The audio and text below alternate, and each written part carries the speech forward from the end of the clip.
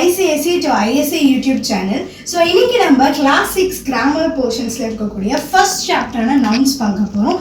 So இந்த portions வந்து both CBSE and ICSE class 6ல இருக்கக்கூடிய ஸ்டூடெண்ட்ஸ்க்கு ஹெல்ப்ஃபுல்லா இருக்கும். இந்த சிலபஸ் இந்த போர்ட்ஸ்க்கு தான் கிடையாது. கிராமர் போர்ஷன்ஸ் மோஸ்டா இந்த ரெண்டு போர்ட்ஸ்ல இருக்கக்கூடிய ஸ்டூடெண்ட்ஸ்மே யூஸ் பண்ணிக்கலாம். Nouns. So first of all நம்ம நவுன்ஸை பற்றி தெரிஞ்சுக்கணும்னா பேசிக்காக நம்ம பார்ட்ஸ் ஆஃப் ஸ்பீச்சில் என்னன்னு தெரிஞ்சுக்கணும். பார்ட்ஸ் ஆஃப் ஸ்பீச் அப்படின்னா என்னென்னா நம்ம டெய்லி நிறைய சென்டென்ஸ் யூஸ் பண்ணுவோம். அந்த சென்டென்ஸையே ஃபார்ம் பண்ணக்கூடியது தான் இந்த பார்ட்ஸ் ஆஃப் ஸ்பீச். அந்த மாதிரி மொத்தம் 9 இருக்குது. அந்த 9 என்னென்னு நம்ம பார்க்கலாம். ஃபர்ஸ்ட் வந்து articles, nouns, adjectives, adverbs, conjunctions, prepositions, verbs, pronoun, interjection. இது எல்லாமே நம்ம ஒரு சாப்டரா பார்க்கலாம். இந்த 9ல இருக்கக்கூடிய ஒன்று நவுன்ஸ் தான் இன்னைக்கு பார்க்க போறோம். வாங்க நவுன்ஸ் பத்தி நம்ம பிரீஃபா தெரிஞ்சுக்கலாம். ஸோ நவுன்ஸ் பத்தி படிக்கிறதுக்கு முன்னாடி ஃபர்ஸ்ட் ஆஃப் ஆல் அதோட டெஃபினேஷன் நம்ம பார்த்துடலாம். Nouns are naming words that are used to name persons, places, animals, things, feelings or ideas. அதாவது உங்கள் பேர், நீங்கள் இருக்கக்கூடிய இடம், உங்களுக்கு பிடிச்ச அனிமல், உங்ககிட்ட இருக்கக்கூடிய திங்ஸ் இல்லது உங்கள் ஃபீலிங்ஸை நேம் பண்ணக்கூடியதுக்கு பேர் தான் நவுன்ஸ். அண்ட் நவுன்ஸ் வந்து மொத்தம் 5 டைப் இருக்குது. Proper nouns, common nouns, collective nouns, abstract nouns and concrete or material nouns. So இந்த டைப்ஸை பற்றி நம்ம டிஸ்கிரிப்டிவ் வேல பார்க்கலாம். கைண்ட்ஸ் ஆஃப் நவுன்ஸில் நம்ம 5 டைப்ஸ் பார்த்தோம். இந்த ஃபர்ஸ்ட் டைப்பான ப்ராப்பர் நவுன்ஸை பற்றி நம்ம இங்கே பார்க்கலாம். ஸோ அதோட டெஃபினேஷன் வந்து proper nouns are individual names of persons, places, animals or things. So நம்ம ஏற்கனவே நவுன்ஸை பற்றி நம்ம பார்த்துருக்கோம். அதோட டெஃபினேஷனில் நவுன்ஸ் வந்து ஒரு person, place, animal or things, ஃபீலிங்ஸ்க்கு நேம் பண்ணக்கூடியது தான் நவுன்ஸ். ஸோ அதே மாதிரி ப்ராப்பர் நவுன்ஸ்னால் இண்டிவிஜுவல் பர்சனுக்கு இல்லை இண்டிவிஜுவல் ஒரு பிளேஸுக்கு, அனிமலுக்கு, இதுக்கெல்லாம் நேம் பண்ணக்கூடியது தான் ப்ராப்பர் நவுன்ஸ். அதோட எக்ஸாம்பிள்ஸ் வந்து Neil Armstrong was the first man to walk on the moon. So இதான் அதோட எக்ஸாம்பிள். அதுக்கப்புறம் இதை பற்றி நிறைய இன்ஃபர்மேஷன்ஸ் கொடுத்துருக்காங்க. Proper nouns include the names of persons, buildings, streets, towns, cities, countries, monuments, oceans, rivers, continents, days, months, festivals, subjects, newspapers and magazines. So இது எல்லாமே proper நவுன்ற கேட்டகரியில் உள்ளதாக வரும். நீங்கள் இருக்கிற பில்டிங் பேர், நீங்கள் இருக்கிற street, town, city, country, continent, monument, magazine எல்லாமே அதோட பேர் எல்லாமே வந்து நவுன்ஸ் அப்படின்னு தான் நம்ம சொல்லுவோம். அண்ட் இது இங்கே வந்து ஒரு எக்ஸ்ட்ரா இன்ஃபர்மேஷன் கொடுத்துருக்காங்க. Proper nouns begins with capital letters. So இங்கே பார்த்தீங்கன்னா நீல் ஆம்ஸ்ட்ராங் இது வந்து ஒருத்தரோட பேர். ஸோ எப்பவுமே நம்ம எந்த பேர் எழுதினாலும் ஃபர்ஸ்ட் லெட்டர் வந்து கேபிட்டலில் தான் ஸ்டார்ட் ஆகும். அதே மாதிரி இது ப்ராப்பர் நவுனுக்கும் இது வந்து ஒரு க்ரைட்டீரியா. ஃபர்ஸ்ட் லெட்டர் வந்து கேபிட்டலில் தான் ஸ்டார்ட் ஆகணும். நெக்ஸ்ட்டு வந்து காமன் நவுன்ஸ். ஸோ ஃபர்ஸ்ட் நம்ம காமன் நவுன்ஸ் என்னன்னு பார்த்துட்டு நம்ம இந்த கொடுத்துருக்கக்கூடிய எக்ஸ்ட்ரா இன்ஃபர்மேஷனை நம்ம பார்க்கலாம். நெக்ஸ்ட் டைப் வந்து காமன் நவுன்ஸ். ஸோ அதோட டெஃபினேஷன் பார்த்துடலாம். Common nouns are names of persons, places, animals and things that are common to everyone or everything belonging to that group. So common nouns அப்படின்னா names of persons, places, animals and things வந்து common to everyone, எல்லாருக்குமே காமனாக இருக்கிறது. ஒரு example கொடுத்துருக்காங்க பாருங்கள். The cows are grazing in the field.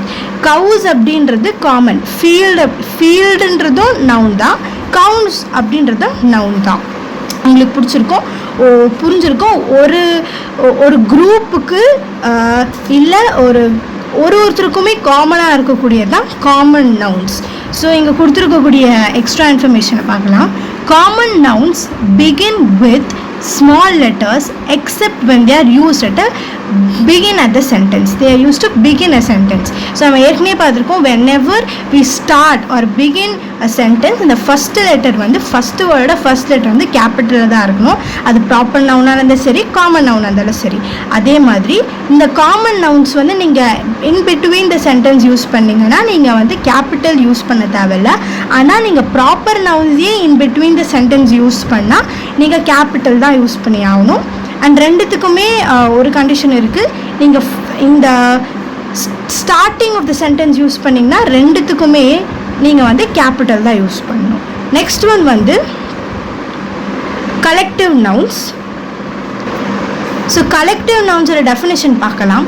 Collective nouns are words that name a group of persons, places, animals or things which are thought as a single unit. Collective அப்படின்ற வேர்ட்லேயே நமக்கு தெரியுது எது ஒன்றுமே ஒரு கலெக்ஷனாக இருக்கும். கலெக்ஷன் ஆஃப் பீப்புள், இல்லை collection of places, collection of animals, collection of things, இந்த மாதிரி இருக்கக்கூடிய ஏதோ ஒன்று கலெக்ஷனாக இருந்தால் அது ஒரு சிங்கிள் யூனிட்டை நம்ம கன்சிடர் பண்ணுவோம். அந்த சிங்கிள் யூனிட்டுக்கு நம்ம என்ன நேம் பண்ணுறோமோ அதுதான் கலெக்டிவ் நவுன்ஸ். எக்ஸாம்பிள் வந்து a murder of crows. So crows வந்து ஒரு கலெக்ஷனாக ஒரு 15 to 10 க்ரோஸ் இருந்ததுன்னா அதை நம்ம வந்து எப்படி நேம் பண்ணுறது? A murder of crows. A choir of singers.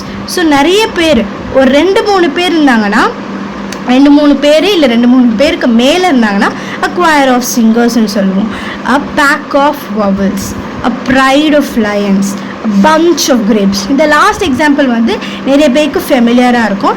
ஏன்னா bunch of grapes கொத்தா நம்ம சொல்லுவோம். தமிழில் வந்து பஞ்ச்னா கொத்துன்னு சொல்லுவோம், திராட்சை கொத்து அப்படின்னு சொல்லுவோம். ஸோ அதே மாதிரி இங்கிலீஷில் வந்து bunch of grapes. நெக்ஸ்ட் வந்து abstract nouns. Abstract nouns and concrete nouns வந்து உங்களுக்கு ஈஸியாக புரிஞ்சுக்கும், ஏன்னா ரெண்டுமே ஆப்போசிட் தான். Abstract nouns are names of thing that do not have a materialistic form.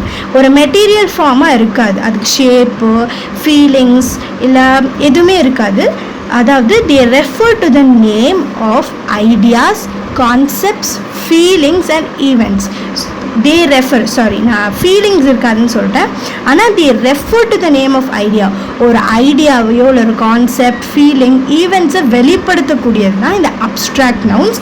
we cannot see, hear, smell, taste or touch them.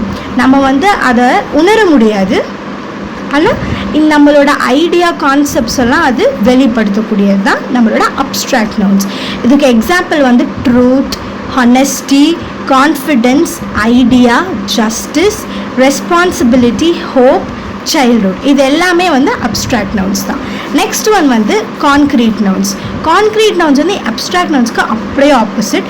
Concrete nouns are names of things that have a material form. ஒரு material form இருக்கக்கூடியது தான் அது வந்து அதை பற்றி நம்ம name பண்ணுறது, அதுக்கு நம்ம நேம் பண்ணுறது தான் concrete noun. we can experience them through our 5 senses.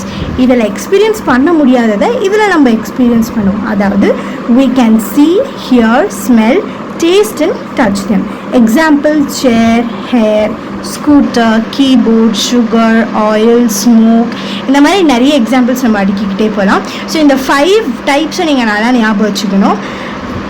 And then நம்ம பார்க்க போகிறது வந்து நவுன்ஸ்னாலே பொதுவாக நம்ம எந்த பொருளை எடுத்துக்கிட்டாலும் ஒன்று வந்து நம்ம எண்ணக்கூடியதாக இருக்கும், இன்னொன்று வந்து நம்ம எண்ண முடியாததாக இருக்கும். அதே மாதிரி நவுன்ஸில் வந்து காமனாக நம்ம சொல்லணும்னா கவுண்டபிள் அண்ட் அன்கவுண்டபிள் 2 விதம் இருக்கும். Common nouns can be countable or uncountable. Nouns which can be counted or called. So இப்போ நம்ம வந்து கவுண்டபிள் அண்ட் அன்கவுண்டபிள் நவுன்ஸ் பார்க்கலாம். ஸோ காமனாக எந்த விஷயத்தை எடுத்துக்கிட்டாலும் நமக்கு 2 விதம் இருக்கும். ஒன்று நம்ம வந்து எண்ண முடியறது, இன்னொன்று வந்து நம்மளால எண்ண முடியாதது. அதே மாதிரி தான் நவுன்ஸ்லேயும் கவுண்டபிள் அண்ட் அன்கவுண்டபிள் 2 இருக்கும். Common nouns can be countable or uncountable. Nouns which can be counted are called countable nouns.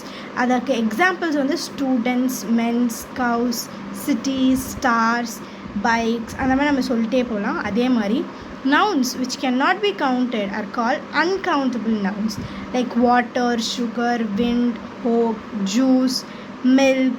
அந்த மாதிரி இருக்கக்கூடிய விஷயத்தை வந்து நம்மளால் கவுண்ட் பண்ண முடியாது. இதெல்லாம் வந்து அன்கவுண்டபிள் நவுன்ஸ். இங்கே வந்து ஒரு எக்ஸ்ட்ரா இன்ஃபர்மேஷன் கொடுத்துருக்காங்க, அதையும் நம்ம பார்க்கலாம். Abstract nouns can be form by adding suffixes like ship, ment, dom, ness and ity to the nouns, verbs and adjectives. So friend plus ship வந்து ஃப்ரெண்ட்ஷிப், ஜட்ஜ் ப்ளஸ் மென்ட் வந்து judgement, firm ப்ளஸ்னஸ் வந்து firmness. So இந்த மாதிரி இருக்கக்கூடிய சஃபிக்ஸஸை நம்ம nouns, verbs and objectives கூட சேர்த்தோன்னா நமக்கு வந்து அப்ஸ்ட்ராக்ட் நவுன்ஸ் கிடைக்கும். Next, both countable and uncountable nouns can either be abstract or concrete. Abstractனா என்ன நம்மளுக்கு படிச்சிருக்கோம், concreteனால என்ன நம்ம படிச்சிருக்கோம்.